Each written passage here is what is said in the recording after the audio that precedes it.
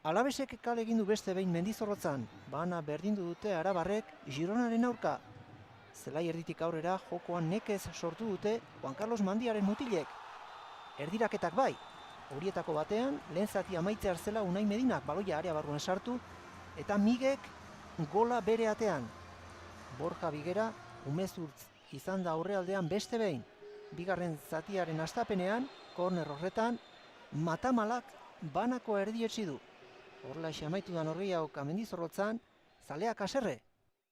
Bueno, tenemos que encontrar ese punto de jugar con cierta naturalidad en este momento, es decir, saber cuál es el escenario en el que nos movemos y darle cierta naturalidad, saber que no vamos a poder jugar súper bonito en muchos momentos de los partidos, que no podemos muchas veces manejar los partidos como queremos, y lo que tenemos que hacer es que cuando consigamos ventajas en el marcador, pues intentar cerrar los partidos, ¿no? Es decir, eso es fundamental.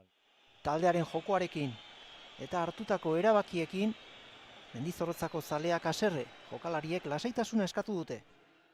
Normala da, ez? Azkenien ez gaude situazio honin, ez? Hor atzin zartuta daude eta normala fizi jure azarre otuek gurekin eta ulertze dugu, ez?